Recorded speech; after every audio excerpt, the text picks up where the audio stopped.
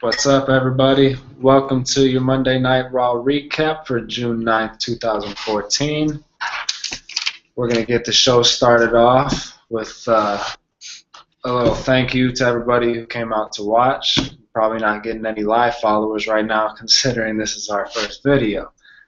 But, nevertheless, we are going to do this for you who's watching, wherever you are, wherever you may be. Thank you. We'll kick off the show. We'll start recapping. It was a decent show. It wasn't great. It had its moments, but matches weren't too great. But that's to be expected. Billing was pretty terrible too. I gotta be honest. I mean, this is the WWE. This isn't. Yeah. This isn't a Steven Spielberg movie. So we started off the show. We had something to eat. Oh wait, no. Okay, we're gonna talk about the WWE. Okay. The Authority came out. The Putin? The food was good. The food was good. Yeah. The Authority came out with the belts hanging from the ceiling, and for everybody that had common sense, they figured it out. Daniel Bryan was stripped of the titles, and we saw this coming due to the dirt sheets and some rumors that were going around. Spencer, you didn't know this, but what was your reaction when you first saw it? Well, I kind of figured they were going to strip him. I didn't really think it was going to be that way. I thought Daniel was going to at least be in the house and like hand him over. But I kind of like how they did it. Like they did it kind of like it kind of had that smooth feel to it. Yeah. So, and it sets up something we haven't seen before, like with the Money in the Bank and yes, that really just being for the world title in itself. Speaking of that, we got some big news that we didn't quite expect about Money in the Bank.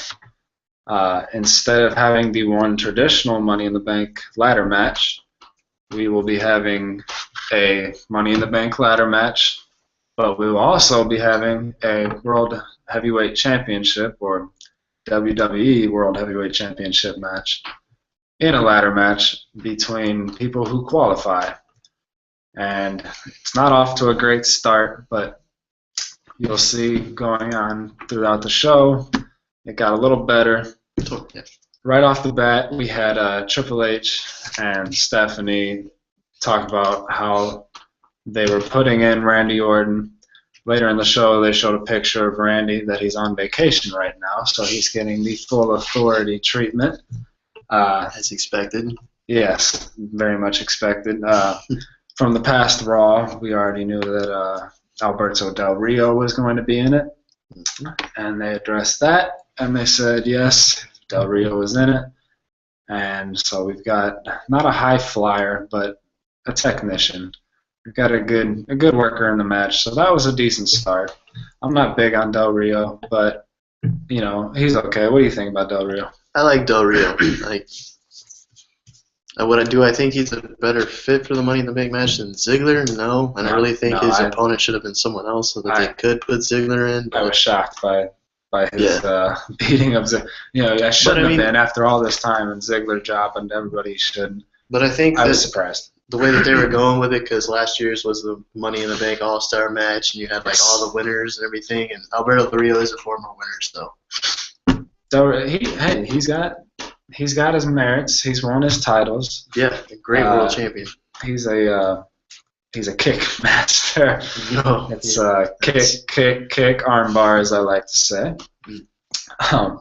So we found out that we had Del Rio in the title match, and they also inserted the Viper, Randy Orton. Randy Orton. That was a terrible Triple H. I'm sorry, but my throat's not feeling great, so you got to deal with what you got to deal with. So strip Bryan of the titles. They put Del Rio and Orton in the ladder match for the title. Things weren't looking too great because Ziggler, he's good, but he surely can't put together some spots in a ladder match quite like a guy like Ziggler could. So we moved on to a Sheamus Barrett match, and like always, they were solid in the ring. Sheamus continues his streak of good matches. They didn't give him a lot of time though, and I thought they'd give him a little more than about like 8 or 9 minutes is what they had, not including the commercial break. So TV time, they only got about 8 or 9 minutes. They seemed to put on a decent match. Looked like the crowd wasn't too into it, but you can't blame them after hearing that their fan favorite is out. So decent match. Sheamus was able to go over on the brogue kick. But you kind of, at least I kind of got the sense. I think there was a spot where Barrett went to pin him after, what was it, like the winds of change or something like that, and then Barrett hit him with the winds of change. Didn't get the pin, but then like Sheamus rolled out or something. Never went for the bullhammer, so never got a chance to even try. Yeah. And winner of this match was declared that they would go on to the WWE World Heavyweight Championship ladder match. So right off the bat, I wasn't too excited because you got Sheamus, who's a good worker. Barrett, who can be a good worker. He's got a corny character, but it's getting over with some of the fans, so, whatever.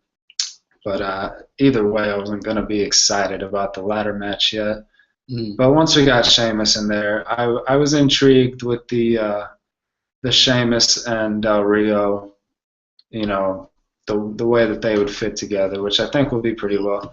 And Randy Orton, you can hate him all you want, or you can cheer him all you want. He's good in the ring, He puts people over when necessary. He's good in the ring. He's been staying out of trouble lately. It's Randy, and you're gonna get what you get. And he's decent at this point. But any thoughts about the match itself? Not really about the match. Just Sheamus and Barrett. Like, I've been wanting to see Sheamus as a heel recently. I think they should be doing it pretty soon. And we've been hearing that in the rumor mill that they are going through with turning Sheamus heel. And I keep asking, where's the proof, Yeah. I definitely thought they kind of would have at least hinted at it. Yeah, there's nothing Barrett's over right there. Now. Yes, Sheamus is stale. Nobody's cheering for him. They cheer the music maybe a little bit, but he's doing some of his best work I've ever seen him do, to be honest. In the ring, he can't do much on the mic as a face because he just translates to fella. Yeah, that's his favorite word. Fella. Yeah, bro kick fella. Barrett, to me, I like Barrett. I just think he needs to change his moveset around. I don't like the bullhammer as a finisher. The bullhammer is terrible. Yeah, I think that's really the only thing holding him back from me. But then again, just me. But, yeah, I'm not big on Barrett, to be honest. I was okay with him when he came up with the Nexus, and I thought he had a bright future. Yeah. He was buried by none other than John Cena. Super Cena. He could have beaten the whole Nexus if he really wanted. Let's be honest here. It was bad, but he's an okay worker. He needs a little better moveset. His bullhammer, the move itself could be decent, but it's bad. There's no noise when he does it. It doesn't sound like it hurts. It doesn't look like it hurts. It just doesn't. It doesn't make sense. It doesn't. So next we had a Wyatt promo on the Shield. Excuse me. This kind of came out of nowhere. It was sometimes they have promos where they just kind of come on the screen and they're not talking about the guy in the ring. So they addressed the Shield, and it kind of made me wonder if they were going Wyatt Shield. But it seems like it's just for one night. You never know with Bray because he cuts such good promos that you're not sure if it has ramifications after Monday. But what'd you think? I kind of thought I looked at it from a different perspective when he was cutting the promo on the Shield. I was like, all right, like just the words that he was saying. I was like, well, this really is the end of the Shield, which we kind of knew that it was the end of the Shield. But there was a lot of speculation that there was going to be a new guy in the Shield and whatnot. Yes. But I think for me, Wyatt's promo on it kind of like put those rumors to rest. I think. there's one thing that Wyatt continues to do. It's tell the truth about pretty much everything. The only thing he can't tell the truth about is the fact that he is going to lose to Cena, whether he likes it or not, over and over. He got he's what is he, 1-3 against Cena now, 1-2? I don't know. Yeah. Lost the two biggest matches. Yeah. It's such a disappointment, such a letdown. He's such a good talker, and he's been learning in the ring. And even the win at Extreme Rules, to me, like I was like, it meant nothing. Yeah, it was a way of extending Yeah. WWE's ability to bury him, which is just too bad, because he is maybe the best thing outside of the Shield in the last year. For sure. I completely agree with that. Yeah, and it's just rough to see a guy like Bray get buried when he came up as Husky Harris, didn't get over, went back down, recreated his own character, found two guys, kind of put him under his wing, and created this Wyatt family trio that came up to the main roster, creeped everybody out. Once again, got himself over, and even though the Wyatt family itself may not have been over, people started really noticing what Harper could do, and it's kind of pushed Harper maybe not into the crowd of being over, but being noticed. And sometimes that's better than a bunch of false cheers. So. Yeah. Moving on. After that, we had Rusev squashes Ryder. Was that did that do anything for you? I don't know. It seemed like filler to me. Yeah, it's just completely filler. I don't really know what to think of the Rusev. It's not really the character. It's just the in-ring stuff. He had the really good spot at Payback. Yeah. With Big E, but that was all Big E. It was. He took it though. He took it. Yeah.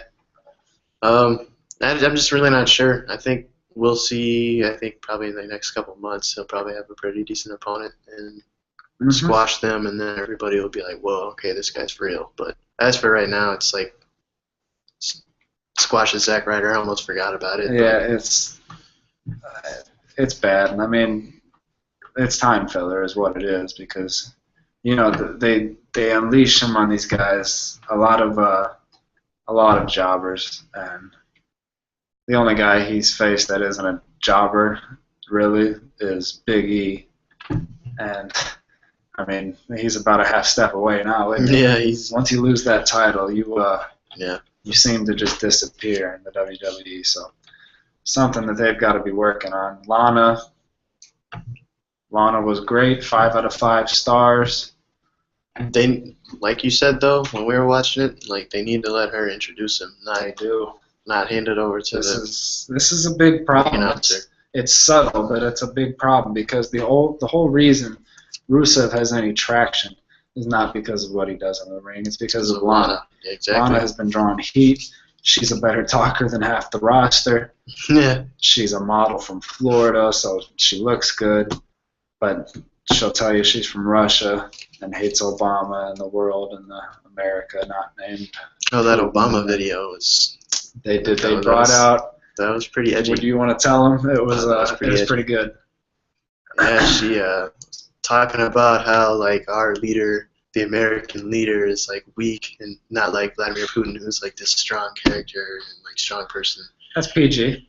But then it shows the video of Obama working out in the gym with these little tiny weights, and, like straining really hard. If you have not seen this video yet, you should check it out.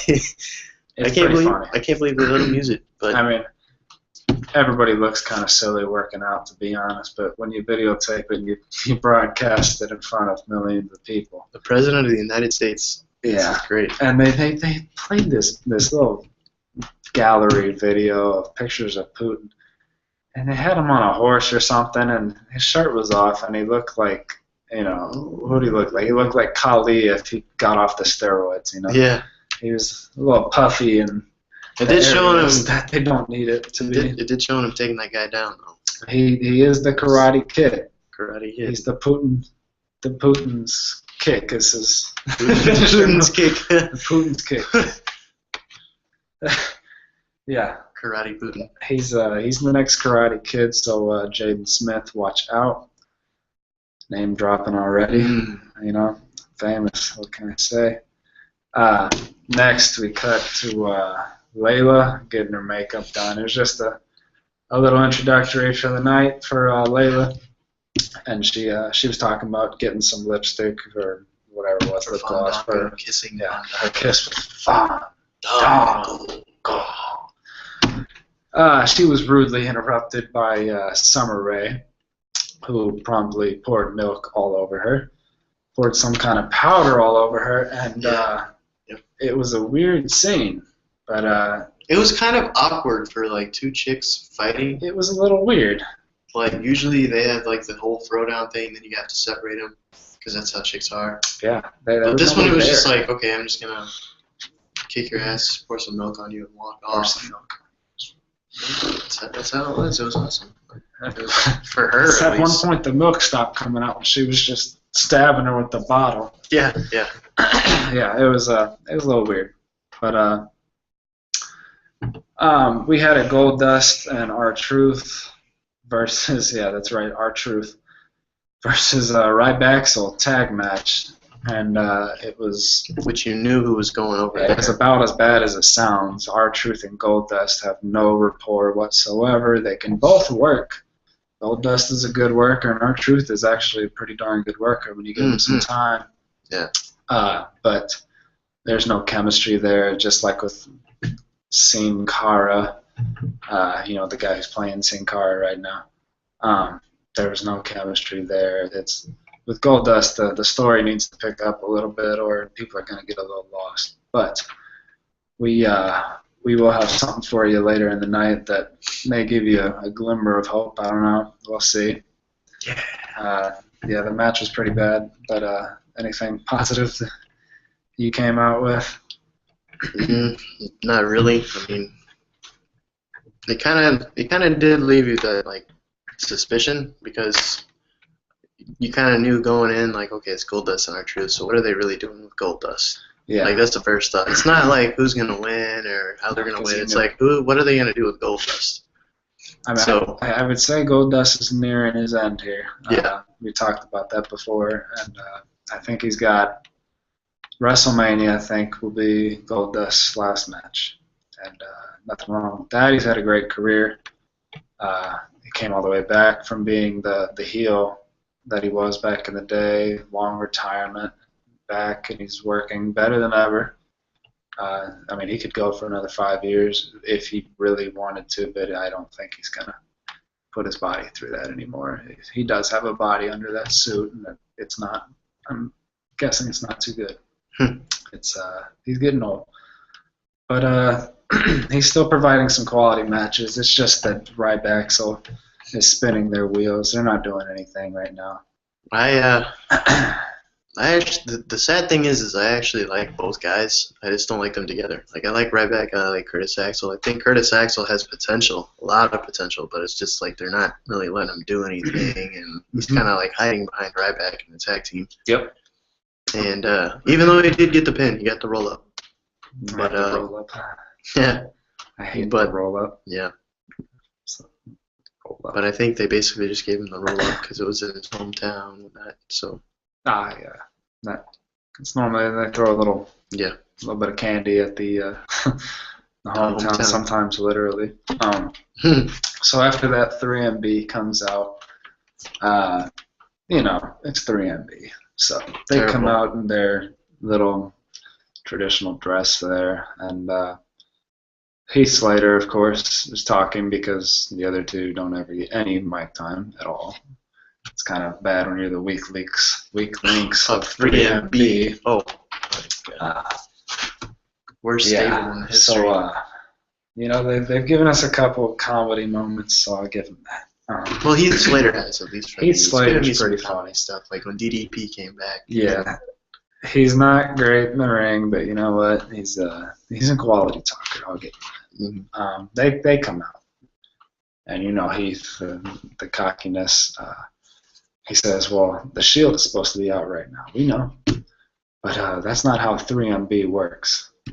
And he said they're still in this time slot, and all of a sudden you hear the Shield's music. Sierra Hotel, India. Echo Lima. There it is. Da-na, da-na, da-na. Okay. Once the shield comes out, big pop, like always. Maybe not quite the pop that they got when Rollins was there, but pop nonetheless. They're the Shield. They're still the hottest act right now as far as where the Rollins storyline is going. The Shield are right with them. They're attached at the hip. I still consider that a part of the Shield. Yep. Outside of the Wyatts, or maybe ahead of the Bray Wyatt himself, to be specific. I think they're right there with each other as the new kids on the block that have outshined what everybody thought they could be. So the Shield come out and they take care of 3MB in a matter of minutes.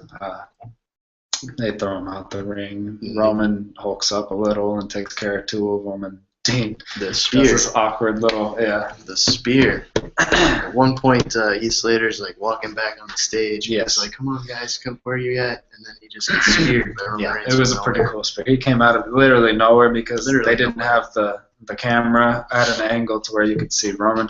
So all of a sudden you see Heath and just, bam. Yeah, it was pretty cool. If there's one thing Roman can do, it's set up a nice spear. He hits hard. It's more Rhino, less Edge. So yeah, Dean and Roman, what's left of the Shield, come out. They each cut a decent promo. It was pretty good. I really like Dean's. Dean, he went a little crazy there, didn't he? He went a little crazy on set there. I like it though. What did he say about his nose and his ears?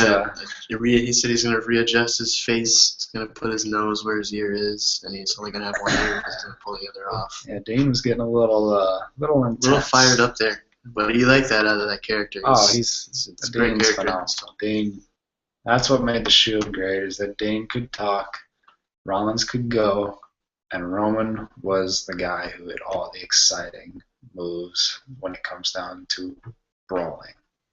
Rollins could give you a nice plancha over the top rope, but if he hit a Superman punch, nobody would be cheering because he just doesn't look right. Yeah. So yeah, we had Dean cutting a pretty. It wasn't a great promo, but it was a distinct promo. It was different. It was just like you'll remember it. Yeah.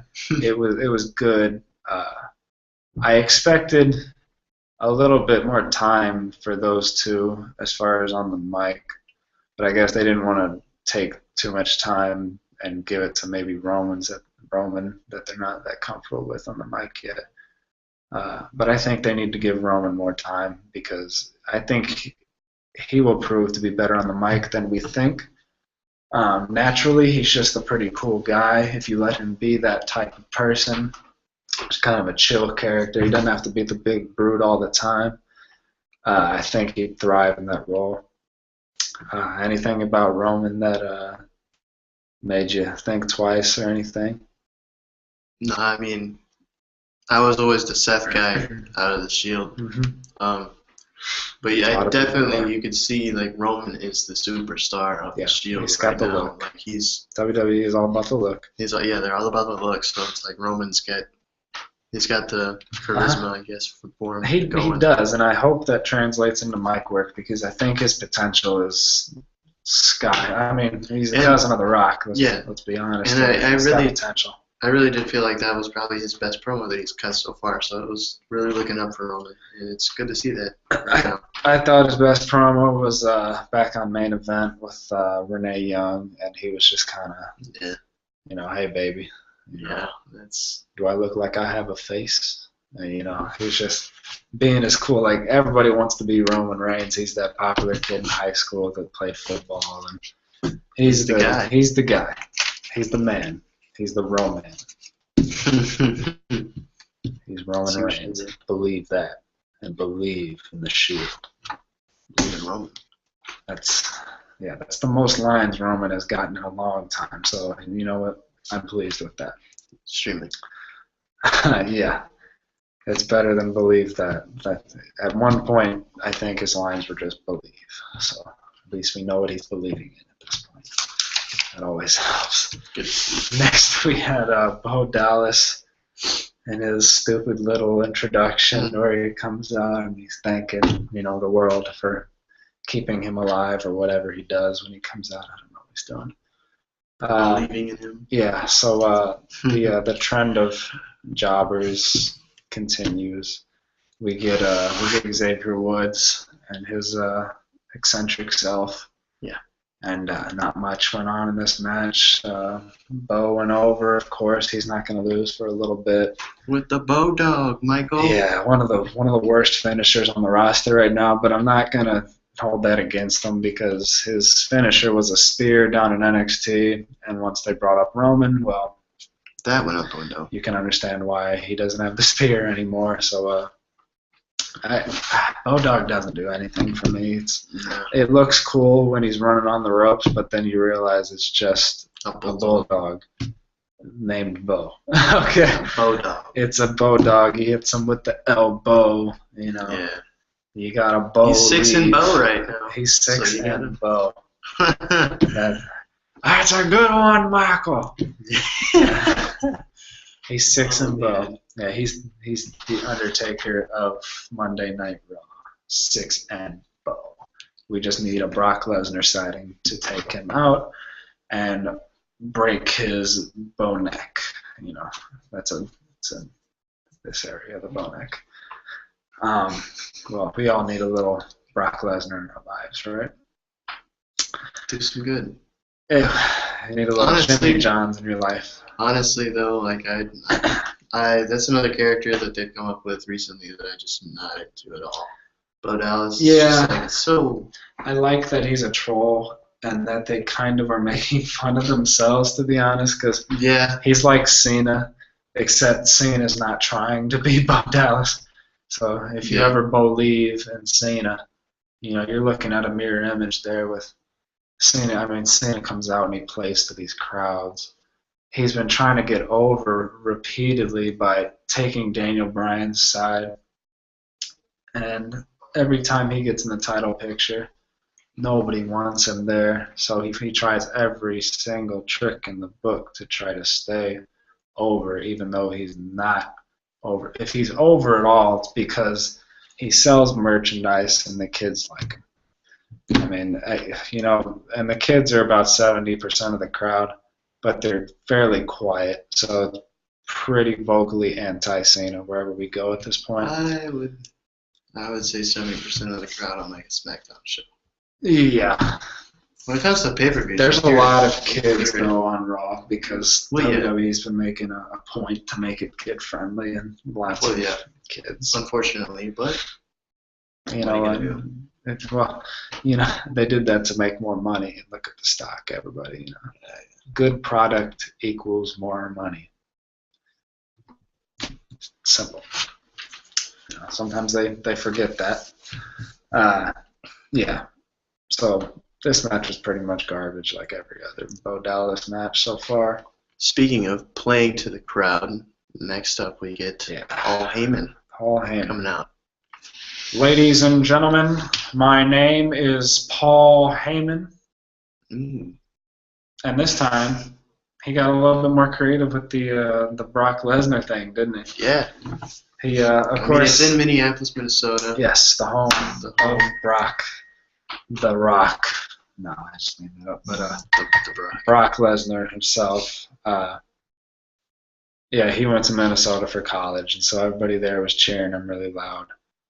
And Lesnar, Heyman, smartest guy in the business, knows this, and he knows what he's gonna do. It was so epic. It's like starts off with the 21-1. Oh yeah. He goes into my client is here tonight and will be future WWE World Heavyweight Champion. Can't remember exactly how he words it, but he mentions how the Brock win at Lesnar. But he did start with my client Brock Lesnar conquered the Undertaker's undefeated streak at WrestleMania, and then right after that, as they're cheering Brock, he says, something about the WrestleMania where they had a big win. I'm thinking it's Cesaro. Everybody in the crowd's going, Brock, Brock's here. Brock's in the house. So he starts with, off the big win at WrestleMania. And future WWE World Champion. Future WWE World Champion. My client wants to celebrate in Minnesota, and everybody's getting excited. And he might have even dropped in. I think he ripped off Mick Foley because he was like, right here in Minnesota. Hey, you rip off the greats, right? Don't rip off the guys that don't never make it. You got to steal some. Kobe's a mini Michael, right? So, so we got. You got any thoughts about it? I just thought it was awesome. Like, it was. I mean, he continues to deliver, right? He always delivers, man. I mean, you and I could be a tag team, and we could go on SmackDown right away with Heyman as our, our guy. We're his clients. He's our advisor. And ladies and gentlemen. Yeah, ladies and gentlemen. Cesaro. Bang. The Swiss Superman, the King of Swing, Cesaro. Cesaro he got that great voice. He has this weird jacket. I hate this jacket. When the sirens, the music's terrible. What did he say? When the sirens go off, you better run because Cesaro's near, or something like that. Yeah, it's so something kind of cheesy, but it's corny. I mean, he's so much better than his music. Yeah, the jacket, the walk to the ring, it's like he's like walking like so stiff. It's like a Vince McMahon ripoff. It's like if McMahon had no swag. It's like an overweight penguin. Yes, it's like Cena walking. Okay. The waddle that I showed you. So he cuts the promo. It's golden like always. Cesaro comes out, and he's got a match with Van Dam to qualify for the WWE World Heavyweight Championship ladder match. And this, for me, is where things really picked up with this Money in the Bank match, because it's like either guy that wins. It's like a plus. It's a big plus for the match. So, yeah, I mentioned earlier, I don't know how much Van Dam has left for a ladder match, which is probably why they didn't put him in there. But, I mean, let's face it, the guy's known for ladder matches. He could get in there, and he could put on, a 4.5-star match at this point with just him and another guy. So having him in the main event at Money in the Bank would have been pretty cool. But I don't know if his body needs that at this point because he's getting older, and you don't want to see a guy like that in a wheelchair by 50. So you don't need him in those big high risk situations anymore. But we got a good match, didn't we? Yeah, very good match. But then again, it is Van Dam and Cesaro. These guys put on pretty good matches all the time. So it was. To be honest, it wasn't as good as I thought it would be, but it was still a solid match because it's Cesaro, it's Van Dam. Van Dam, he's been having a lot of trouble syncing with his opponents since he came back. Yeah, exactly. And not that he hasn't been crisp, but his partnership with his co-wrestlers has not been. I don't know. He works a lot on just freestyling, where he'll just call them, at that moment, wrist lock, takedown, suplex. He'll just say it to him. Some guys can't do that. Yeah, they're just not used to it. That's the old ring general. The Guerreros, Mysterios. Yeah. They got really good at that and devoting a lot of time to it. Van Dam is great at it. There's lots of guys that can do it, but I mean, there's a lot of greats that can't. The weird thing to me was Alberto Del Rio, which he kind of seems like he's that guy too, who can kind of go like that. But it's like one of their matches, first time Van Dam came back, I think it was like, what was it? One of his first matches back. It was bad. It was like the second match, I think. It's like, oh my gosh, it was so bad. There were so many botches in the match. You guys, I'm sure know. Yeah, I was like, am I really watching Rob Van Dam? It was sad to see Van Dam at that point. At that point, I was just hoping he rode us into the sunset at Extreme Rules or something. Yeah. But I like Batista. Batista was terrible when he first came back, let's be honest. He was bad. But he got better. He couldn't work. He was tired. And, his last couple matches with the Shield have been really, really good. And he is a big part of that because He's in phenomenal shape now. He wasn't winded at the end of any of these matches. He kudos to Batista for doing his thing. Go make your movie. Go sell your movie.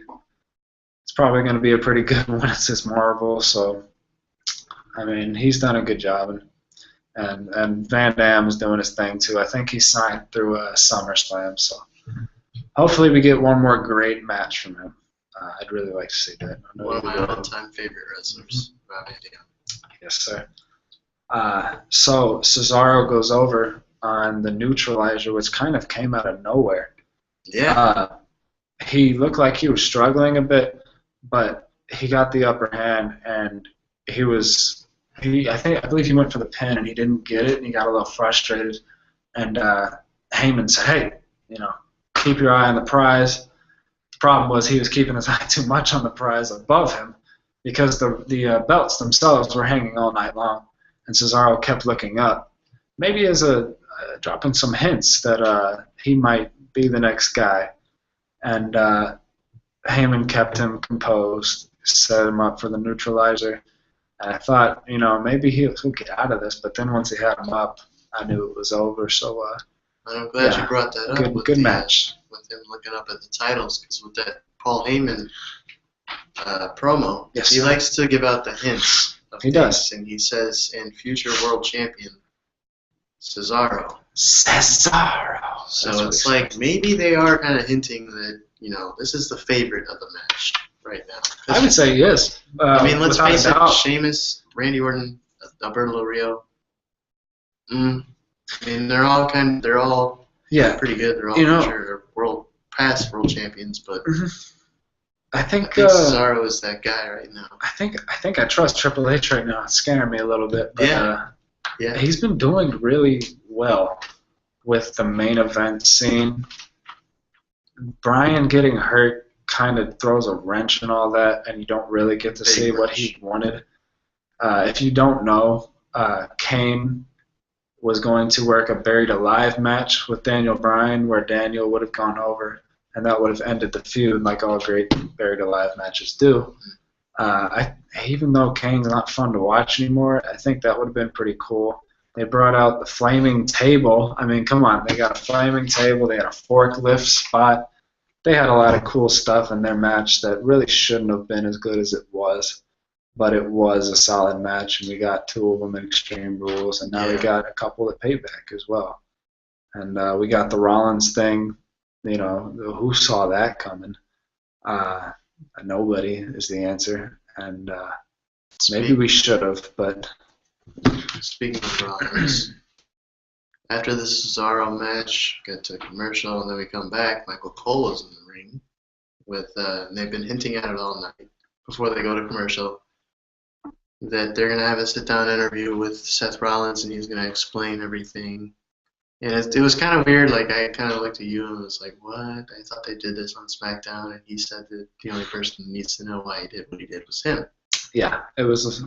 But maybe a change of plans real quick. This one had a different feel to it. Rollins comes out with new music, which was pretty cool. I like the new music. That's always, that's a hard part. You got to get that right. Yeah. That's a big thing.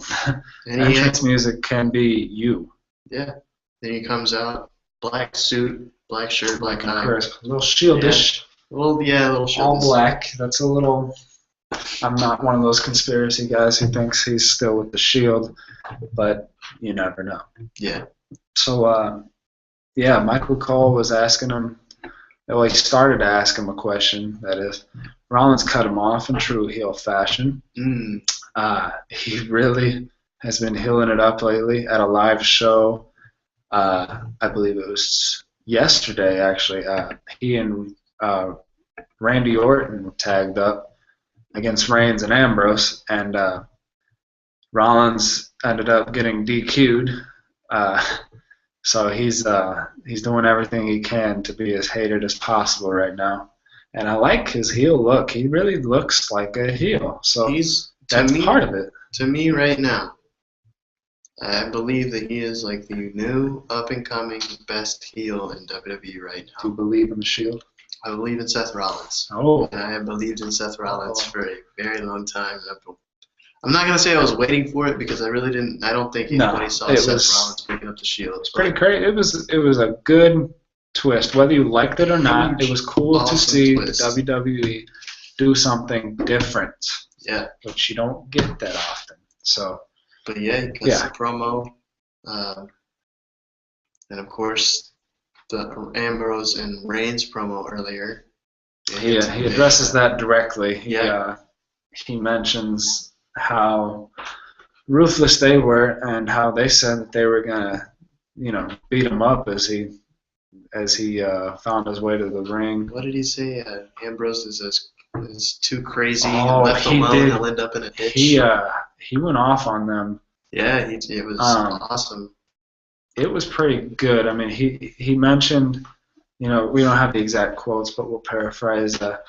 When he was talking about Dean, he was saying, he's too volatile, he's too crazy. Without a guy to keep him from going over the edge, he's going to drive himself right into the ground. When he talked about Roman, he mentioned the golden boy, which I was expecting more of because I thought he would really kill the part where he says, Roman Reigns, he got all the credit just because he was the big man in the group didn't mean he did the most. Did you ever see him do more than 5 moves in the ring? I was out there busting myself every night, and Roman just got the pins doing his fancy little finisher, I thought he was going to go that route, but he kind of stayed away from that. I guess they don't want to get too personal as far as, making Reigns look bad. And you don't want to do that because he's on fire right now. So is Rollins. Ambrose is still up there. He needs to really get some pins, in my opinion, to just make some good matches, just longer matches. That's what he could lose to Cesaro, but give him a 20-minute match with Cesaro. And that's what they did with Seth Rollins, if you guys remember. Yes. He had the match against John Cena on SmackDown, and then Raw, the following Raw, he had that match against Punk when the Shield and Punk rivalry was going on. And that really put him over everyone's mind. So. And I mean, even the match with Cena, it is John Cena, and obviously Cena wins, but it was still a decent match for a John Cena match because of Seth Rollins. Yeah, I mean, those are hard to find, let's be honest. Yeah, so I think right there that kind of sold a lot of people on Seth. And I think Dean needs that kind of match and those kind of people to help him mature in the ring. Yeah, so, yeah. But nonetheless, I think right now Rollins is the biggest heel right now because when I watched SmackDown, Triple H came out obviously to a lot of boos, but it was as soon as Rollins came out, the boos just amplified so much more, and I was like, man, is he really that vilified to where people hate him more than Triple H? Which is awesome. That's awesome. So he's getting over as heel, which is a weird way to put it, but he's getting true heel heat right now, which is something he needs to do because he's not going to be getting any as a face anytime soon. He will bust out as a face eventually, so for all you Rollins fans, calm down. As long as he's in Evolution, there's a good chance he'll be Evolution for his face turn. So I would assume that would be within the year, within the WrestleMania time frame. I would assume Rollins to be going into Mania as a face. And, the best faces come from heels. So I think that'll be well done because I trust them with the Shield. And, he kind of pokes at Ambrose and Reigns a little bit. Ambrose and Reigns come out. They go to beat him up, and then all of a sudden, bam, the Wyatt family shows up. Was it Harper and Rowan at first? It was Harper and Rowan, and the lights went out, and, Undertaker, Wyatt family style, and Harper and Rowan appeared in the ring. And after that, they go at it, and then they balled a little. They get Seth where they want him, and I think Bray breaks it up by tackling Dean, who was holding him at the time. Yep. And then Rollins, in heel fashion, runs off. like Randy Orton, Yeah. It's the Randy Orton special. Yep. Run away when there's trouble. But then again, another really good heel, Randy Orton. Move. So, it's a great move. And who came out? Who came out after the Wyatt family? I'll be right back. I'll let him take over for a minute. I want to say it was the Usos, man. John Cena. Oh, yeah. Super Cena. Super Cena comes out, and they clear the ring of the Wyatt family. They've been hinting at the Wyatts and Shield match in the main event. The Shield didn't have that third partner. A lot of people were speculating that Shield was going to have a new member. And then all of a sudden, John Cena is the guy who's going to be not a new Shield member, obviously, but he's going to be in the match against the Wyatts. And that sets up that main event for later in the night. Moving on, we have Jack Swagger versus Santino Marella, which we all know is going to be terrible. And they're going to get into, like I said earlier, the billing is terrible. Having all of that with the Wyatts and Cena and the Shield in the ring together, and then go from that to Santino Marella. Like, I know you don't like Jack Swagger. I know you don't like Jack Swagger, but I like Jack Swagger. I just think his moveset's not the best. But what is a weird scene in the match where like, you obviously know that you get the feel that Swagger's going to go over against Santino unless they're really going to piss Swagger off and make him want to quit. But a weird scene in the match. Swagger's outside the ring and Zeb Coulter smacks him. He gets pissed and then he smacks him again. And this makes him like run back in the ring. Super Swagger. Pins. I don't think he pinned him. I think he hit his little Swagger bomb. Ugly looking. The worst or finisher not Swagger for that guy. bomb. The power bomb. Yeah, that's right. Swagger power bomb. Yeah, the Swagger. I don't even think he has a name it's just for the power bomb. That would be a better Swagger bomb than the Swagger bomb. That would be a better Swagger bomb. I mean, the Swagger bomb itself is just a terrible finisher for him, like in his character. He's supposed to be the guy, the high school wrestler type. Technician. Yeah, and then you give him a really terrible finisher like the Swagger bomb, really? Oh my God. Okay. I don't like Swagger. What is he like? To me, he's lost. To me, his he doesn't know character what he has is. become extremely stale. Like and it's not like it ever really was big and ever really was popular. The only reason it was popular was because it was kind of like, is he kind of like a Kurt Angle ripoff? So as far as him, or the Real Americans. No, as far as just him in general. Okay. Like early on, like. Well, there was hope for him early on because you could see the talent. But now it's like everything is becoming so much more constricted and confined. You can only have to be part of a gimmick of some kind to have them push you. I mean, think about this, guys. Like, everybody that's making it to the main roster or to the top has a gimmick nowadays. It can't ever be just some guy that's talented. I mean, it's a history of problems as far as booking. But when you're getting Adam Rose, which we didn't get tonight, which is a step forward, but it's because he got hurt. So we don't want to see anybody get hurt. But Adam Rose's character is just awful. So it's a bit of a.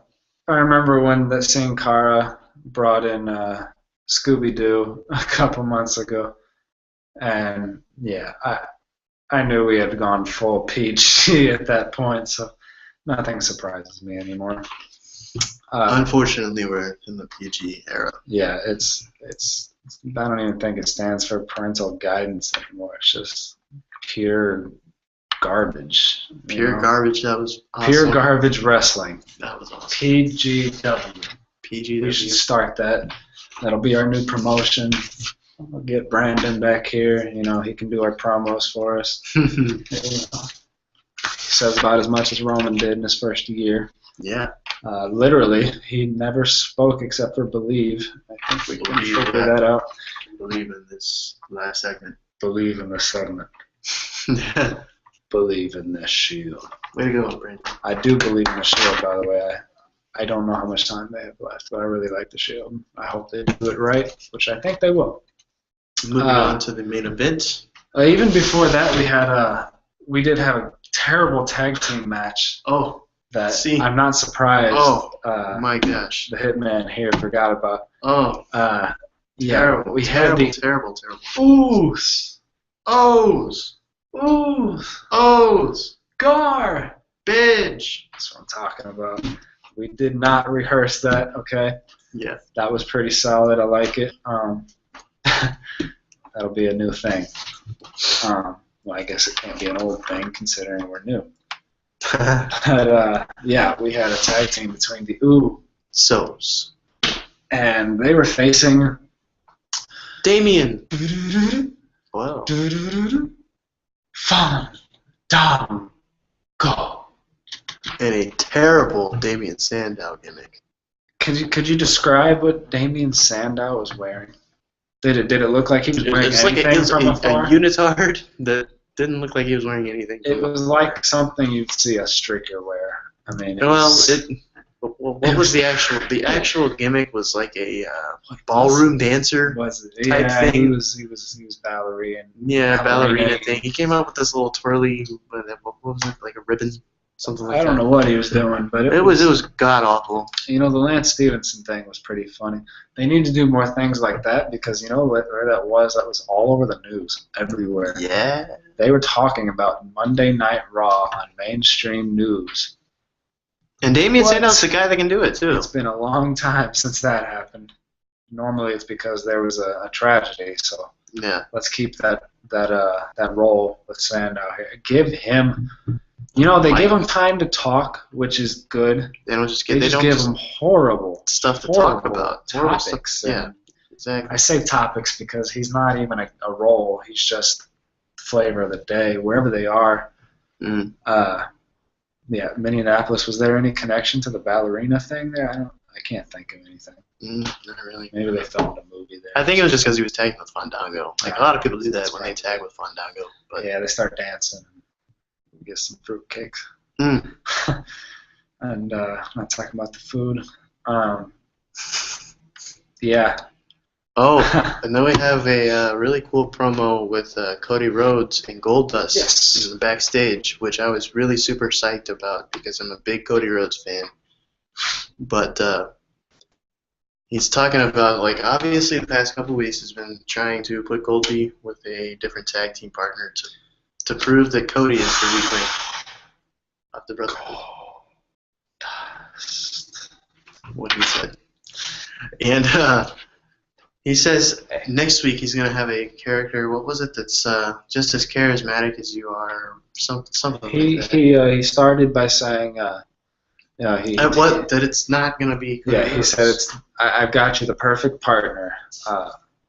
It's not Cody Rhodes. He pointed to himself, so I guess that takes him out of the question. I thought for a minute maybe he would pull off a gimmick similar to Goldust. That's not in the cards for him at this point, I think. If he can't get over in another year or two, maybe throw him a gimmick. I don't know. But yeah, he talked about it was going to be somebody who could match really personalities and bring chemistry with Goldust. I have no idea who he's talking about. I've got a kind of an idea. Got an idea. I think it just kind of came to me. But I mean, Goldust is like that charismatic kind of weird character, but it's not weird in like a suspicious type way like Bray Wyatt. It's kind of like that like weird, like kind of funny weird. Who do we know that's kind of funny weird? Fandango, Adam Rose type guys. So maybe they throw in one of those guys to tag with Gold Dust next week. See, my problem with that is Fandango's got his own little storyline going on right now with Layla and Summer. Yeah, I see that. Yeah, storyline. Like the one weird, crazy, which odd storyline, but yeah. Good for Fandango. Hey, he's getting.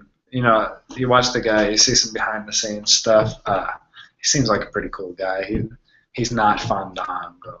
He seems like a straight up athlete when he's just hanging out, and he seems like a pro. So good for him. He's getting to kiss some people on television every week, different people. Hopefully, tested. I think they are. It's WWE. They got a good wellness program. I hope they are.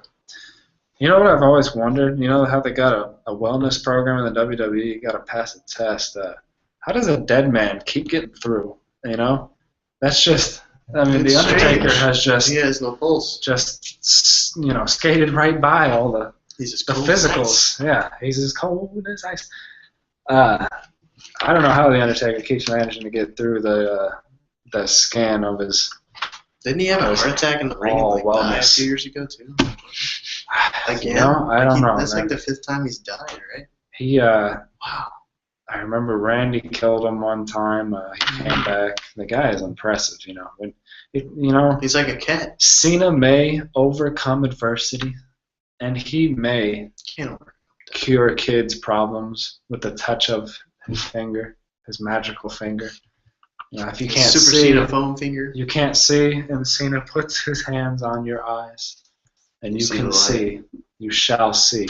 He turns water into Kool-Aid because he's the doctor of thugonomics, No, he doesn't drink wine. He's not that classy. But he never rose from the dead, okay? That's what we're talking about here with The Undertaker. He went from being a dead man to reversing the zombie process and going full human as a badass biker. All right, no. Cena can't do that, okay? Cena can't even be a heel. Cena can't act. He can't wrestle. Probably can't sing. He can't do anything. I can keep rhyming. Can't do anything in the middle of the ring. There's actually a video of him when he was studying wrestling in his wrestling school. And it's impressive that he was top of the class with Samoa Joe in it. Oh my gosh, yeah. And he looks so stupid, but he's ripped. And you know what? He's always been ripped. He looked kind of silly in the ring. He was so ripped. It was like, what is this bodybuilder doing in the ring? Which he was a bodybuilder at the time. But there's a video of him, and he's helping his coach do some moves. Or his trainer, and he tells him to put him in an arm bar, and he takes his arm, he puts it behind his back. He goes, "It's a hammerlock." I'm going, you don't know the difference between a hammerlock and an arm bar. Most people know that if they're casual fans. So it started from the bottom, and he's still here. But enough about him. Now I see why they start talking about Cena in all these matches, because we end up with him on every freaking topic. Dude. I mean, hey. I guess we're just pissed off. Let's go, Cena! Cena sucks. Cena sucks!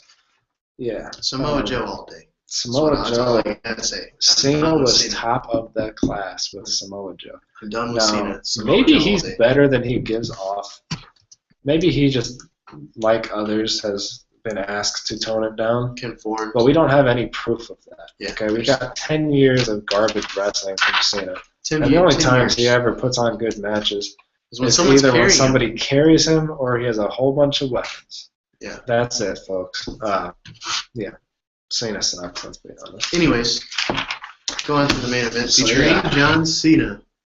Yeah. We had a stupid little 30-second promo with Vicky that we can disregard. Nobody needs to know anything about that. It had no relevance. No. The only thing I can actually think of that it could have done was just kind of make Stephanie look a little bigger. Well, she doesn't need to look a little bigger. Need to even look bigger. What makes the screen looks pretty big. Right. Yeah. Hey. Yeah, so we made it to the main event finally. We have Super Cena, who in the promo, of course, where they have the pictures of the two teams, we got Rowan, we've got Harper, we've got the leader, Bray Wyatt. So we've got Roman Reigns over here, Dean Ambrose over here, the leader of the Shield, Wait, what? The leader of the Shield. No. Cena should have been in the back. Roman should have been in front. He's the next superstar. We all know that. If they want him to be looked at as a superstar, put him in the front, and that's that. Because if you're going to at least push him, make an effort to, just do the small things right. And if Don't you're feed going Cena's ego. if you're going in the direction where the Shield is actually second to Cena, at least put some storyline stuff between Bray and John in the match, and they didn't really do that. So it's completely pointless to put John Cena in front of the picture of the Shield. So. And we'll talk about that in a minute here. What'd you think of the main event? I thought it was a pretty solid match. I thought it was really good. I mean, Cena kind of dragged it down, but yeah, but he was only in there for so long. He didn't have too much ring time, which is good. Which was really good. It's always good. And I just want to say this really quick. Harper is the man. Luke Harper is the man. This guy impresses me every time I see him. He always throws in some kind of wrinkle, similar to my guy CM Punk. He always throws in something, just one move. Something different in every match. You'll always see something different. Harper is that dude right now. He is the guy right now, I think. The guy. Because, God, I wish Rowan was a better worker. Because they could be a heck of a heel tag team, man. Oh, my gosh. I think you're going to see them stay together for a while. And I think they will be a tag team. I think they'll be a formidable tag team champion one day. And I think you're going to see a little bit more of Rowan soon to come. I hope so. Because a guy that big, no matter how bad he is, can do cool-looking things.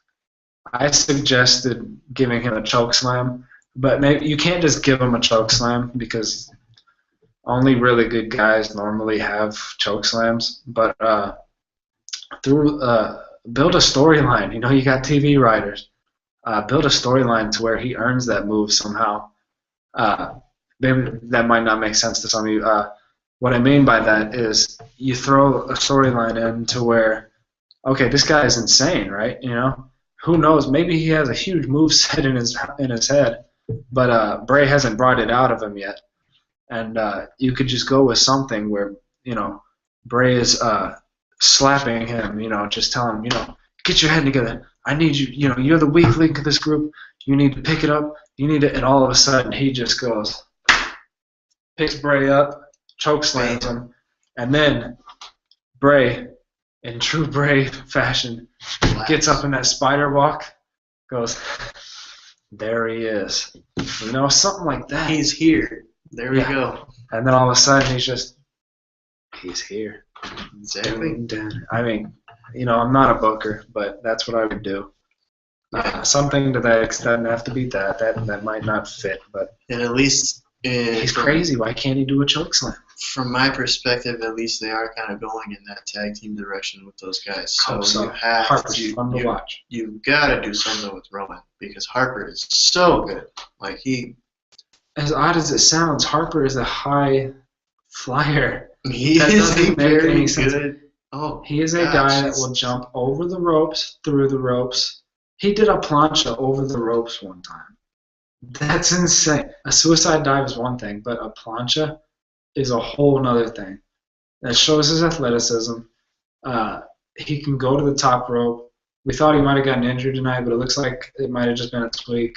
Mm-hmm. So hopefully, he's healthy in the following weeks. We want to see more of Rowan, more of Harper. I think they're going to be a very good tag team. We could be talking medium-level title reign here. The Usos need somebody to face them.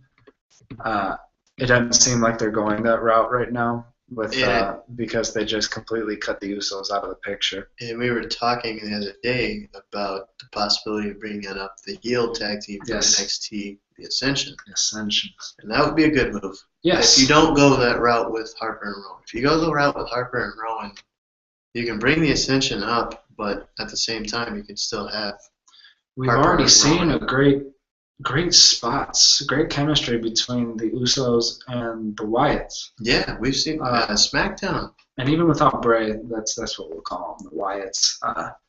Yeah, they looked really good together, and at Payback, they made a lot of that match. Oh yes, they did really well. They took spots that Bray and Cena probably weren't keen on taking. And, and kind of like Spike Dudley used to do, and just take all the big bumps and then give all the credit to the big boys. So I thought, job well done. They raised the match from like a 2.5 with great spots to like maybe a 3.5, which is good. That's above average. But it was a solid match, and they did well. Yeah, the match itself was just a very good match. It got kind of crazy there after a minute. Cena comes in obvious Cena mode. He hasn't been in the match for the first 10 minutes. He got a hot He just tag. comes in there. He gets the hot tag. Shoulder. Oh, straight into the shoulder bumps. And then the whatever's going to cradle you and drop you. The cradle you. The cradle you. The knuckle shuffle, the cradle you, and the cradle you and the no such thing as an attitude adjustment in my book. It's the apple juice adjustment. He's got the apple juice. I'm sticking with FU. It was FU when I was little. It's FU now. But apple juice attitude. He goes into that, and then I can't really remember. He he got out of the FU, and I believe Harper. Who did he have Harper on him, or did he have Rowan? He was doing it to Rowan. Okay, that's right. Harper came in, took him out, and then actually he didn't take him out because if you I just meant he knocked Rowan off his shoulders. Yeah. And then the Usos come in shortly after that and deliver super kicks to the face, or crescent kicks, whatever you want to call it. How far after Roman? Roman came in at some point and distracted Harper, and then John Cena came back and was coming around, and Bray hit him like super quick. Sister Abigail. That's right. Hey, Sister Abigail. So John Cena, right there, was just out of the match. So that was a big plus for the match itself. Good. Because I think we had the feeling the whole time, like, okay, Cena's gonna get the pin. He'll get the hot tag and the pin. But he gets the hot tag. He comes in, he's hot, and he's got the shoulder, or whatever you want to call it. Just a boop. But the shoulder touches, the cradle you, 5-knuckle shuffle. But then it's like, all right, now he's out of the match. So there's Cena's moveset. Yeah, that's Cena's moveset. Cena's moveset. Hold on, I forgot one. Oh, the leg drop. Oh, that's actually his best looking move. He executes that really well. The STF is going to crap. Oh, STF. But once again, Ron Cena get a good lock. Just boom. But and then Dean comes in. Rowan and Bray are on the outside of the ring at this point. Dean comes in and just like, how about Dean's Luthes? All the Luthes on Rowan, who doesn't even go down. He's just still standing there like a half bear hug. Through it. It was like Dean's just like Dean was like a little kid jumping on his parent or something, and he just grabbed like a koala bear and just starts going to town on his head. Going to town, like, oh my gosh! And Rowan was like, "What do I do? Like, I'm supposed to be taking a bump right now, but I'm not. Like, if I go down, it's not going to look right." So he was confused. But they made it look cool, in a Dean way. Cool. Dean is awesome. Dean can sell a screw up. Dean can sell a chocolate chip cookie to a Girl Scout. Okay. Dean can sell a Girl Scout cookie to a Girl Scout. There we go. It's Dean Ambrose. But Yes. yeah, we get to the spot. Dean Ambrose runs out, dives on Bray Wyatt and Eric Rowan, Yes. which leaves a prone Harper and Roman Reigns, who are the legal men at this point, in the ring. Roman's really pumped up, and he's like watching, and then all of a sudden Harper gets up, and he's kind of like doing like this and like setting him up. Get ready for the clothesline. But no, all of a sudden he throws that Regal in there, big, humongous super kick, badass super kick. The least thing you would expect. It was awesome. Gigantic behemoth to do. It was. We paused the TV. We rewinded it, and it was. I mean, his leg was as straight as an arrow. Full extension right to the nose. A bow, leave, and an arrow. It was terrible. It was bad. It was not Shawn Michaels, but it was darn good, especially from a guy that big. So he hits him. Good. He goes for the pin. 1-2. Roman kicks out. Get out. Harper goes to the corner, like in disbelief that he didn't get him with the 1-2-3. Yeah. That's perfect. Yeah. Turns around, spear. And that was the match. Roman Reigns spears. And he had already hit the Superman punch on Bray. And the Superman kicks. He had already... Rowan and Harper. They were on different sides of the ring. That was a really cool spot there. So we got super kicks. We got a nice Superman punch to Bray. And just Bray ducked a little early, but yeah, it was a 5 out of 10 on the Superman punch. It wasn't a great Superman punch tonight, but that's normally a pretty good spot in the match. But I would say that the move set from Harper tonight was really awesome. He had that one spot where it was like the torture rack neck breaker. And Roman had a couple new moves. Yeah, he threw a couple wrinkles in there. He had the punches at the top of the rope, which it may seem subtle, and it is, but he literally has not been he's not been allowed to do more than about 3 moves outside of his finishers, and most of them have been clotheslines. And so I hope to see him do some suplexes, maybe a boot. He can do it all. He's actually, if you look up his top 25 moves, I believe he's got a nice signature on there. And his finisher previously was this cool-looking, it's hard to explain, it was kind of a form of a DDT where he just shows his athleticism, runs in a circle and throws their head on the ground, and it's pretty cool. So he's a true athlete, and he's impressive, and I really hope he progresses both in the ring and on the mic. And I'm sure he's going to blossom into the main event star that we both really feel he is. Yeah, I hope he's talking to his cousin, The Rock, because I think he could give him some really good tips. I think he's got a bright future, and I think we've got a rare case of the WWE falling in love with a guy that also can shine. Cena, as big as he is or was at this point, he only truly got over after his Thugonomics gimmick started to, drop in popularity. He's never really been over the way they want him to be. But Roman's the type of guy where you could get the best of both worlds, like a Rock or a Stone Cold type. And the thing, like I was talking to you about, was with Roman, a lot of people don't see it this way. He's a really good face just because, like you said earlier, he's got that just chill personality. He looks like the guy you'd want to hang out with. Yeah, but I can also see him, and maybe they'll have to tool him this way, but I can see him as like that evolution type heel with the suit and tie, world championship with the hair pulled back. Yeah, see, and that's another thing where I mentioned he almost looks better with the full suit on. There's something about when he wrestles in just like tights and no shirt. He looks a little Kali-ish. Yeah. That's the way I put it. Yeah.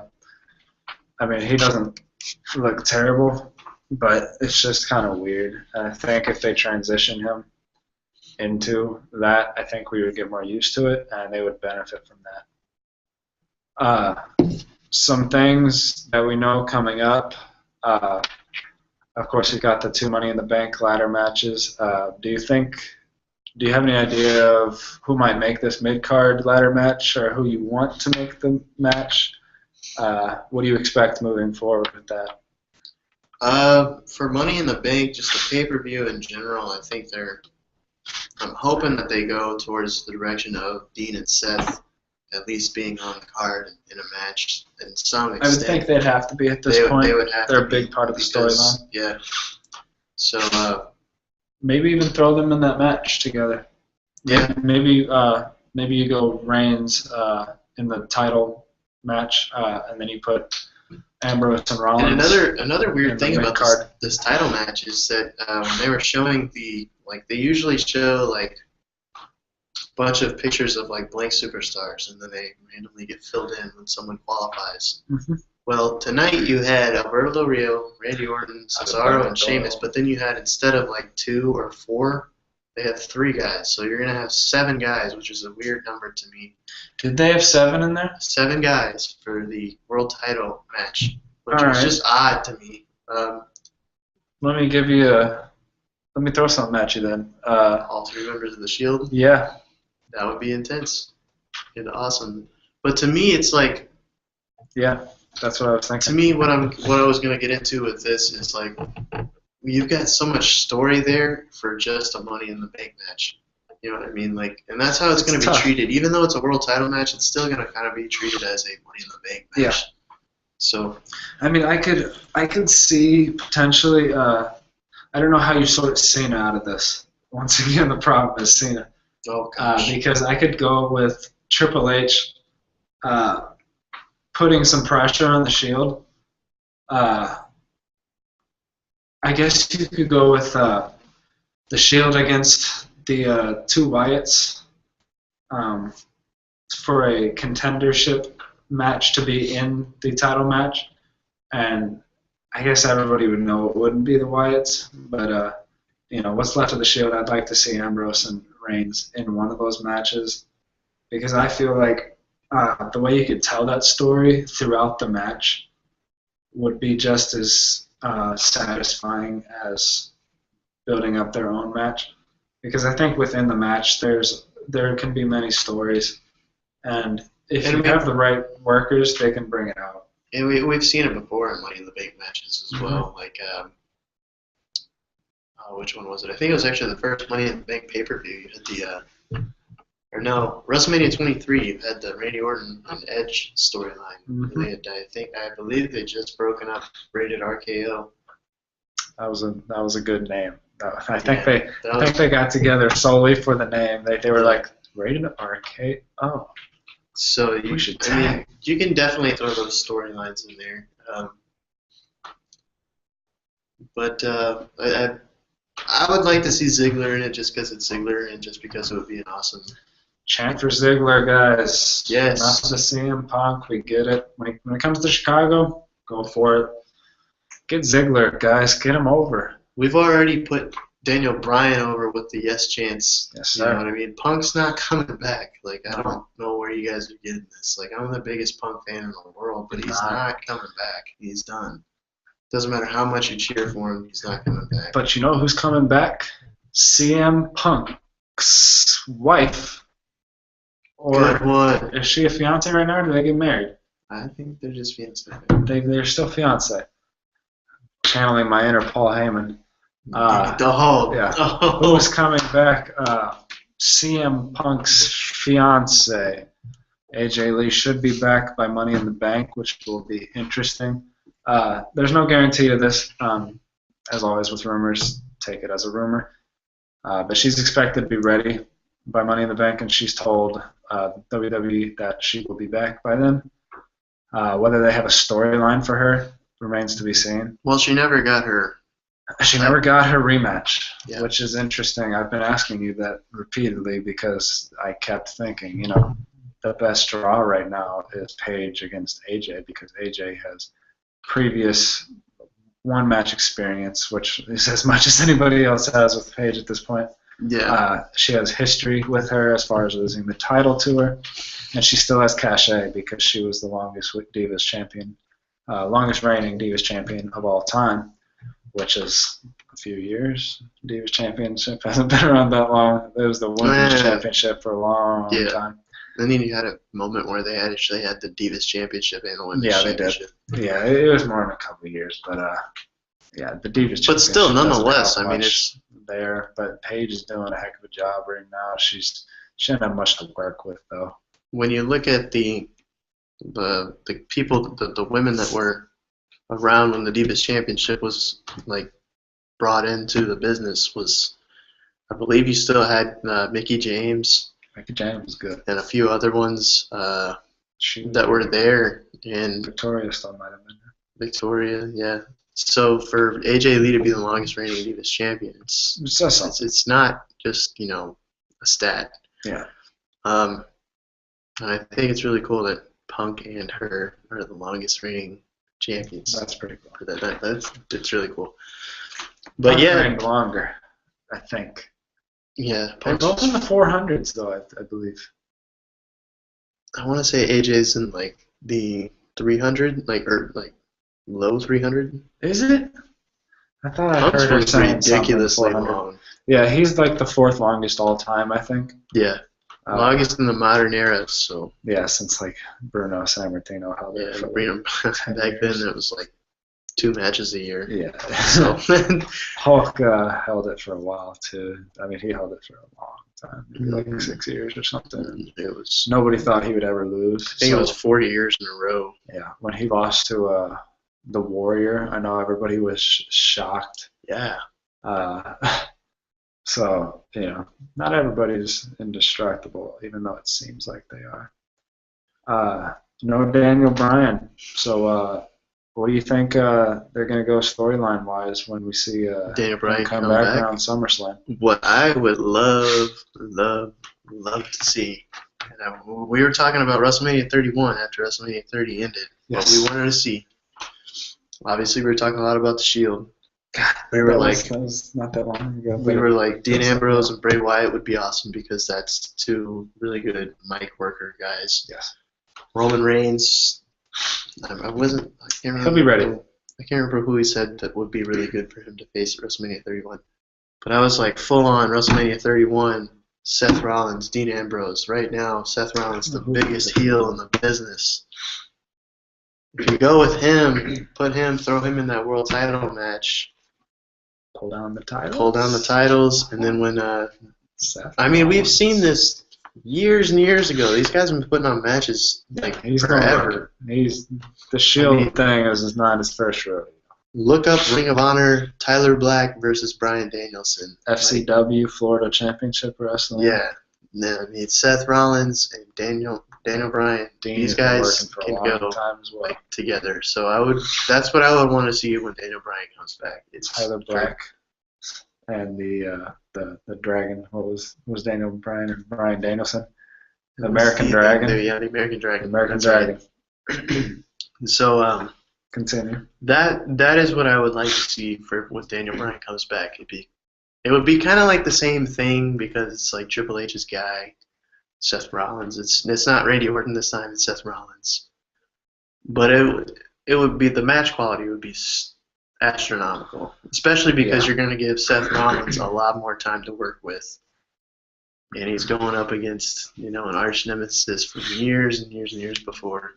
So that would be really cool to see. It would be the WWE World Title match for Seth Rollins versus Daniel Bryan. That would be. We're talking Battleground, SummerSlam. It kind of depends. I think right now with Daniel Bryan. If he comes back in time for Battleground, which isn't likely. Like SummerSlam is the big pay-per-view right now.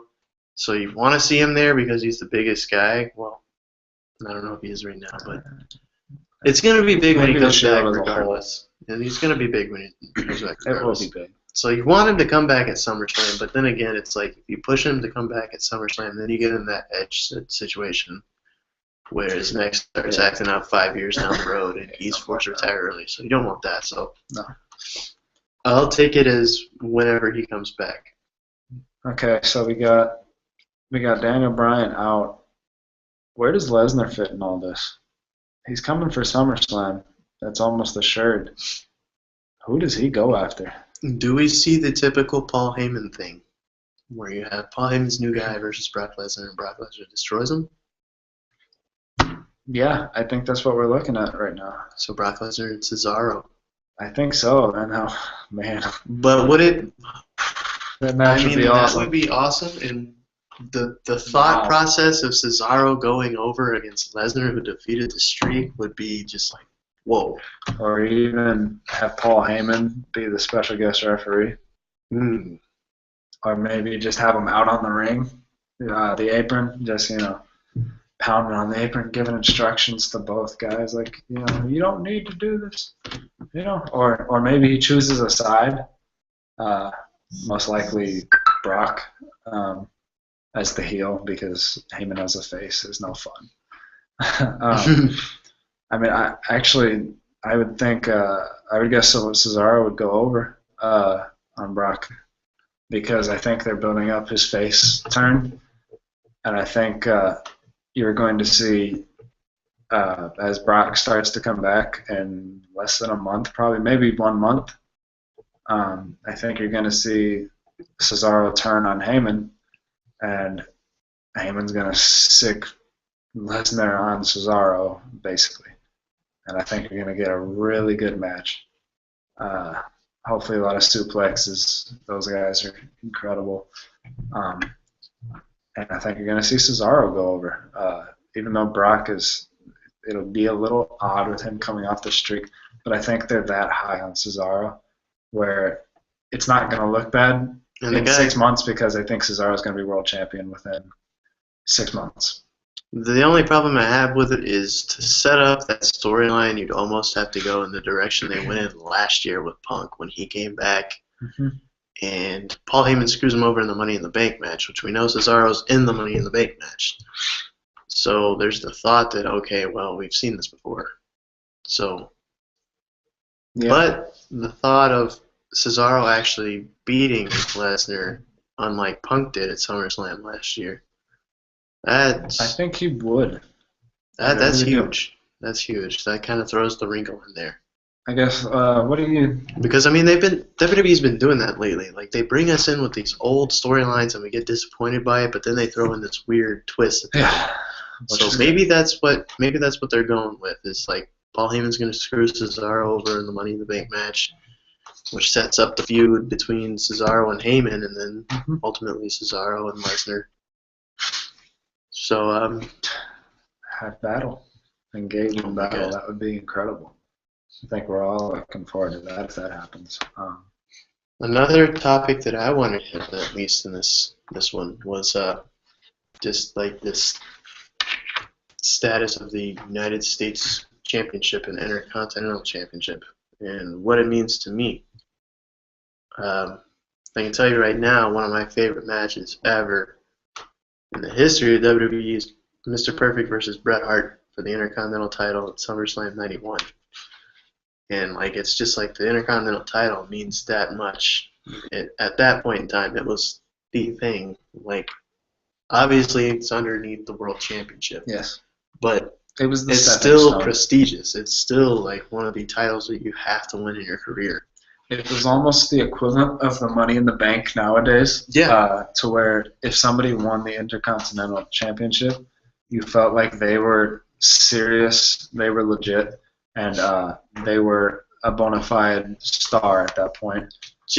They had a shot at winning the title. The title everybody wanted. Yeah, and just to show you how prestigious the Intercontinental Championship used to be in comparison to how it is now, SummerSlam 92, world title match was Randy Savage versus the Ultimate Warrior, and that was billed underneath what was the main event for the Intercontinental Championship, not the World Championship. The Intercontinental Championship was the main event of the SummerSlam. Yeah. Bret Hart and British Bulldog which astronomical match as well. Intercontinental. So what I would like, underrated. yeah, and some people don't know that. Some people assume it's some knockoff championship like the European Championship was at the end. Yeah. I mean, and that's what it's becoming right now. It's like somebody's winning it, somebody's losing it all the time. And like the United States Championship, it was awesome that Dean Ambrose had it, because if anybody deserved it, it was Dean. Yeah. But he never defended it. And he never brought prestige to it. No, it meant nothing. It was like they just kind of gave it to him to wear. Yeah, it was. And he didn't even wear it. And he forgot to wear it sometimes. So, and the Intercontinental Championship, it's just like it's lost so much prestige over the years. Like Ezekiel Jackson. But honestly, just bring that back and bring the prestige back to the Intercontinental Championship. Get rid of the United States Championship. Prestige. Believe in prestige. I mean, yeah, if Dolph Ziggler isn't your guy for the main event, like if you're Vince McMahon and you don't like Dolph Ziggler, which is what we know is going on, you can at least give him a prestigious championship in the Intercontinental Championship, and fans will still be happy. If they give him the Intercontinental Championship now, it's just like, well, whatever. Well, okay. Because it's not as prestigious. We're looking at the Intercontinental and the U.S. titles being held by Sheamus and Wade Barrett, which Bad are news, two Barrett. of, I'm afraid I've got some bad news. The Intercontinental Championship has lost its prestige. Believe in the prestige. Believe in the video. Yeah, so it's two guys that are like beloved by the WWE, and that's kind of a problem because I don't see them losing those titles anytime soon unless it's a unification match. Which will be even worse. I don't want to see Sheamus against Wade Barrett again and again, which is what it would become. Put the strap. You gotta do something with Sheamus turning heel here, and he can't turn heel with the title. So, and if you did, it would be like the corniest, weirdest, awkward. You've got to make him drop the titles, and maybe that triggers a bad side to him, where then you just see him attacking people, starting with the new champion, which I'm not sure who would be the new champion at this point, but I think that's when it comes to Sheamus, he needs to be a heel, period. There's nothing wrong with his working. It's just his character. Yeah. I mean, bad. When was the last time Sheamus was even a heel? It was probably when he debuted. When he first came in. Yeah. So he needs to be a heel again for his character to even be remotely close. Not even his character's not funny. It's not deep, and it's supposed to be funny, and it's just a kid. It's like he's playing a kid's role. It's like he's on Barney, is what it is like, really. To be honest, it's not doing anything for me. It's not doing anything for most fans. So I think you got to take the strap off him, put it on somebody that'll legitimize that, and then you got to have a unification match between Bad News Barrett and your next U.S. title guy. Wow. It kind of just came around to me now. She had an epiphany? Yeah, I had an epiphany. So you turn Sheamus into the heel after he loses the United States champion to the former United States champion, Dean Ambrose. We know that Bad News is becoming kind of like well-liked by the fans, so he's kind of like a face in a way. His wrestling doesn't seem to be getting over, but his gimmick is getting over because people love to be involved. So if you go the route with Cesaro becoming the world champion, then you can go at Money in the Bank. Okay. Then you can go with the route with Dean beating Sheamus for the United States title, Sheamus turning heel, and then you set up a future rivalry with Seth beating Wade Barrett or Bad News Barrett for the Intercontinental Championship. After a full face turn? No, he'll stay heel. Okay. He'll stay heel. Beat Bad News. Oh, I'm sorry. I meant Bad News. At this point, being a face completely. Yeah. Okay. So you go that route, and then you have the unification match. What would be sick would be if it was a ladder match. But either way, you have a unification match and a humongous rivalry with Dean Ambrose and Seth Rollins. I don't really see him doing it, but it would be kind of cool to see. They could pull it off, I'm telling you. Yeah. Oh, my gosh. And then again, you could bring prestige back to the Intercontinental Championship. I mean, you have that suit and tie heel, even though he doesn't really look like it, in Seth Rollins. You just put the Intercontinental strap around him. It's like, wow. He's such a natural heel He is just oh my great gosh. heel. And he's not a natural heel, which shows how well he's doing. You know, Seth, great job so far. You're believable. You look mad all the time. It's awesome. Good.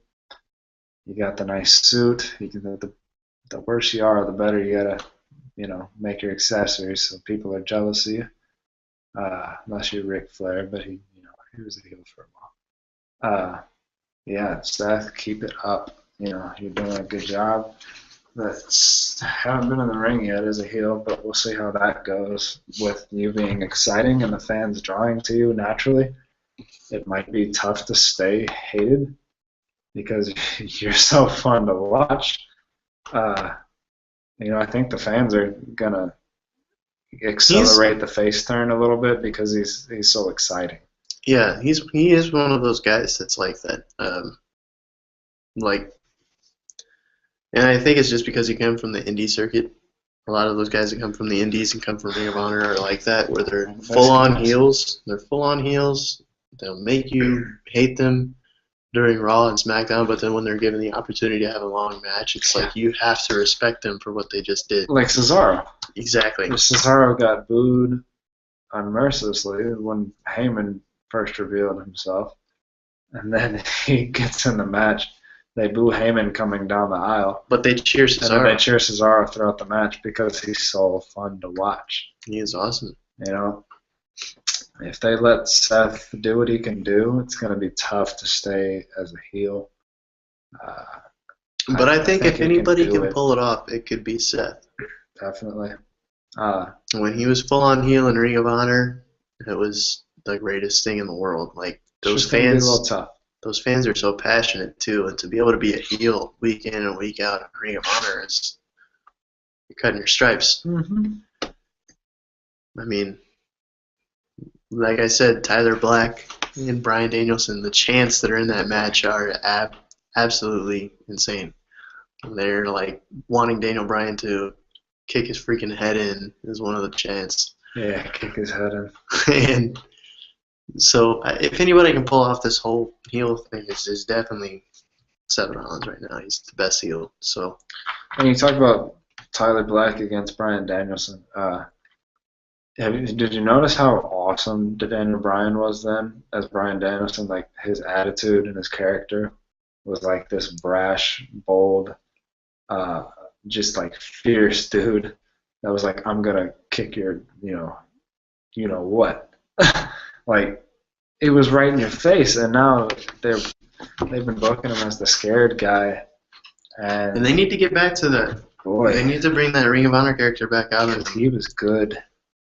And speaking of Ring of Honor, and another topic, I don't know.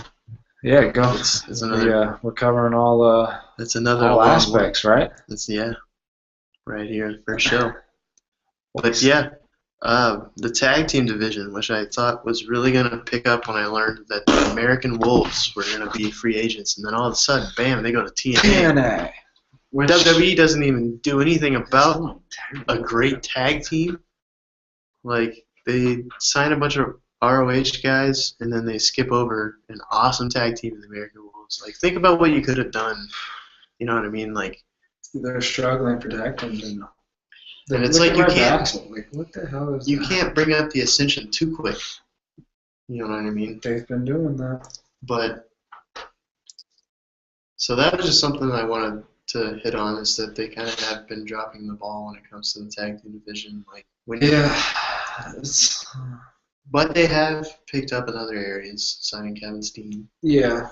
The high mid card has been really good lately. The mid card has been bad, Terrible. and the low card has been comedy. That's all it is comedy.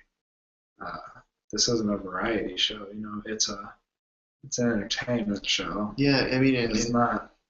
In 2 hours' time, you can't go from Damian Sandow dressed as a ballroom dancer to taking a full-on seriously. Yeah, a full-on awesome storyline. It's supposed to be a war, as they put it. Yeah. So they just they got to get their mind right when it comes to the wrestling world. I mean, yeah, I understand reserving like the first 45 minutes for kids or something because it's 7 o'clock. Kids are probably tuning in. Once you hit 8, it should be full on Raw.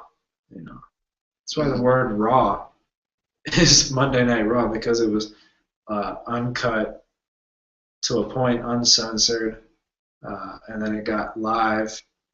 I mean, it was Raw. It was the talent showcasing their skills, and now it's like the talent that's really good are doing things that they don't want to do and shouldn't do. Mm-hmm. And it's kind of frustrating. It's extremely frustrating for wrestling fans right now. But the good thing about wrestling is that there's always an alternative. And you make your own luck in wrestling. Well, yeah. But as a wrestling fan, there's always an alternative.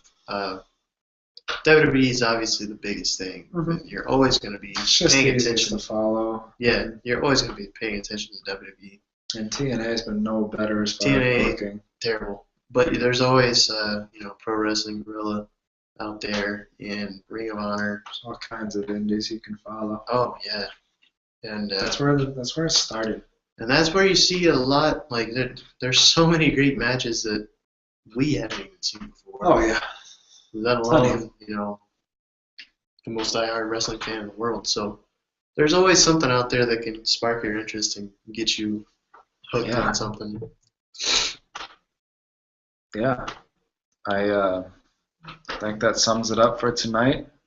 We'll be back next Monday with another Raw recap, and we'll see you next time. Thanks for tuning in, everybody.